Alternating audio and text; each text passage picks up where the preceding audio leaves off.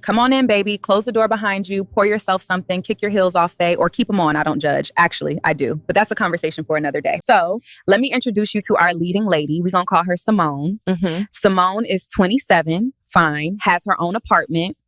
Has her own furniture. It's like not that IKEA stuff she built drunk at 2 a.m. It's like, I mean, real adult furniture, a headboard, and a bed frame. Matching. The woman was WINing.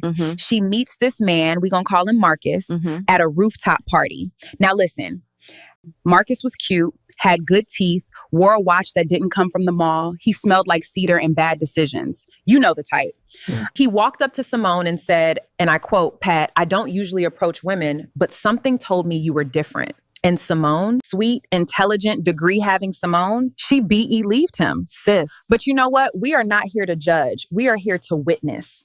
So Marcus and Simone start dating. And at first, it's beautiful. It's movie scenes. It's good morning text before she even woke up, which she thought was romantic. But baby, that just means he was already up texting somebody else. Foreshadowing, free of charge.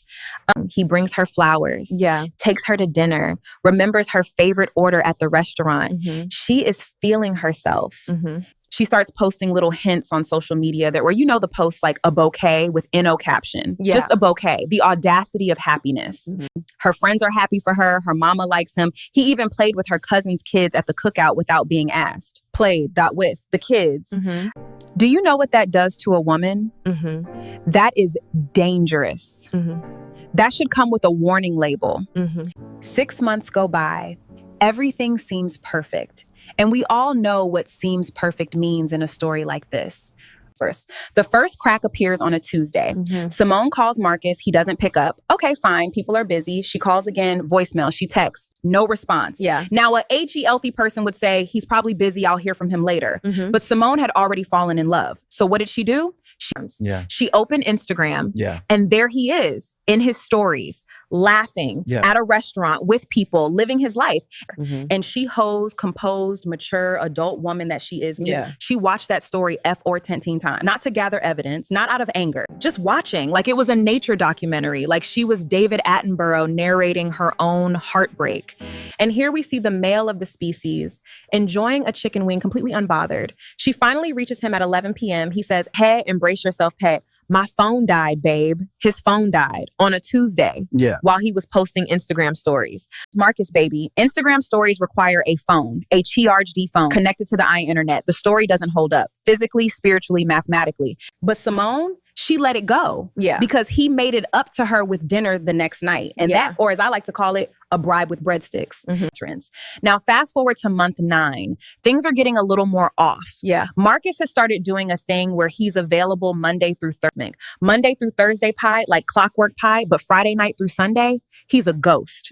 A well-dressed, cedar-smelling ghost. He always has an excuse. Working late, hanging with the guys, visiting family, going to the gym at 11 p.m. on a Saturday. Understand, no gym on this earth is that compelling at 11 p.m. on a Saturday. Not even if Third Ward Trill was the personal trainer. Not even if they had free food. But here's where the story shifts. Simone's friend, we'll call her Dominique Famine. Dominique is a whole different creature. Dominique is the kind of friend who will Google your man before you even game. Dominique has a sixth sense for nonsense. Dominique once said something's off about a man, and 2 weeks later, the man went to jail. Not for anything related. She's just always right. Dominique pulls Simone aside one day and says, "Girl, I think Marcus has another girlfriend." And Simone says, "Look, no, not Marcus. He's not like that." Dominique just looked at her with the face. You know the face. The "I love you, but you are being an absolute fool right now" face. So here's where God said, all right, let me handle this. It's a random Sunday afternoon. Simone decides to surprise Marcus. She makes his favorite food, baked mac and cheese, the kind with 3 cheeses and breadcrumbs on top. A labor of love. She drives to his apartment, knocks on the door, and a woman answers. Not Marcus, a woman in a silk robe, with edges laid so perfectly it was almost offensive considering the circumstances. Now, let me paint this picture for you. You got Simone at the door, Tupperware of mac and cheese in hand, frozen, and you got this woman, we'll call her Tiffany Hamp, standing there, equally confused, equally unbothered, because she does not yet understand what's happening. Tiffany goes, "Can I help you?" And Simone, bless her, says, "I'm looking for Marcus." Tiffany says, "He's in the shower. Are you his cousin?" His COUSIN. Simone stood there and had to decide in real time what kind of woman she was going to be in this moment. She looked down at the mac and cheese, She looked up at Tiffany. Yeah. I'm his cousin. Sis, why? Why did you claim Before you him? judge her, but have you ever been so shocked that your brain just went offline? Like Windows updating at the worst possible time? That's what happened. She buffered. Yeah. So she's standing there being his cousin, and Tiffany, being a perfectly lovely and unsuspecting woman, invites her in. Yeah. Offers her water.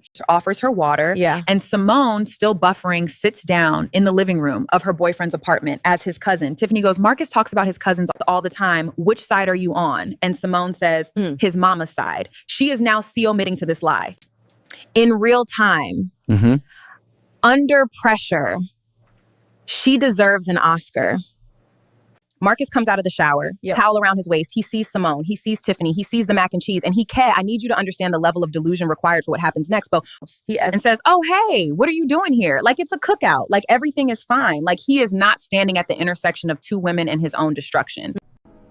Simone snaps out of it. She stands up. She looks Marcus dead in his eyes. I'm not your cousin. What? I'm his GI girlfriend of 9 months. And Tiffany, God bless Tiffany, Tiffany goes, that's funny. Yeah. Because I'm his girlfriend of 2 years. 2 years, not 2 months. Yeah. Not 2 weeks, 2 years. Yeah. While Simone was 9 months and thinking she found a good man, Tiffany had been there for 2 years thinking the same thing. They both turned to look at Marcus. And Marcus, this man, this beautiful cedar-scented, watch-wearing man, said, can y'all just let me explain, baby? There is no explanation for this. This is not a misunderstanding. This is not a miscommunication. This is a lifestyle. Yeah. Now, H-ear is where it gets G-O-A-D. Yeah. Because God has humor. Dark humor. Yeah. And I respect it deeply. So Simone and Tiffany had, instead of fighting each other, which Marcus was absolutely banking on from, they start talking to each other about HIM. Yeah. Yeah. And the more they talk, the more they realize the excuses were the same. Yeah. The lies were the same.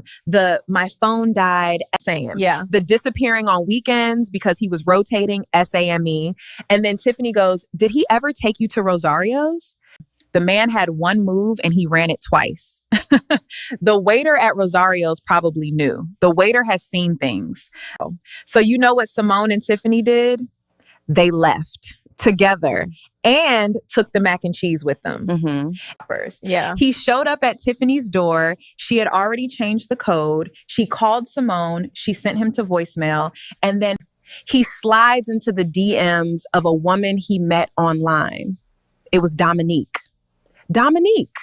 Simone's friend. Yeah. The one who told her something was off from the jump. Yeah. Dominique screenshotted the DM, sent it to the group chat, added Tiffany to the group chat, and they all celebrated together. The devil works hard, but a group chat of scorned women works HARDR. Now listen, I know that was a LOT. I know you need a second, maybe a sip of water, maybe a hug. Maybe you need to look your partner in the eye and ask some questions. I don't know your life, but here's what I want you to take from this, because this isn't just a messy story hat, and Lord knows it I's messy story, but there's something real underneath it. Simone ignored the signs. Not because she was stupid from it. She was NOT stupid. She was hopeful. And there's a difference. Stupid ignores facts. Hopeful ignores RED flags and prays they change color. And we have all been hopeful in the wrong person's direction. Yeah. Every single one of us. The phone died lie. The rotating weekends. The excuses that just almost made sense. We accepted them because we liked how he made us feel on the days he showed up right. But here's what nobody tells you.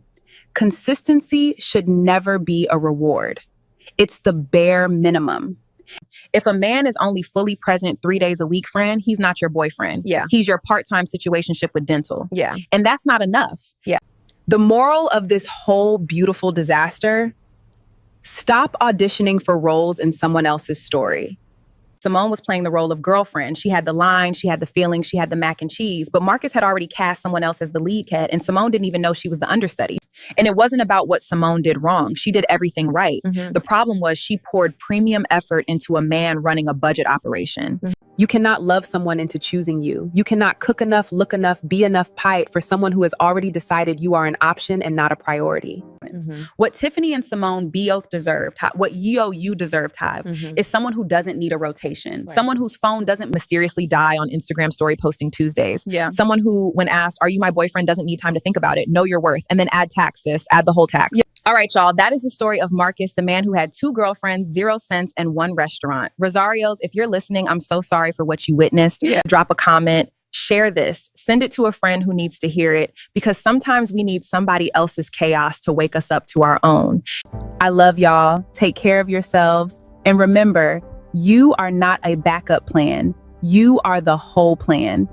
Or you're single and unbothered. Both are valid. Both are winning. See you next time. Don't let nobody dim your light. Especially not somebody who disappears every weekend.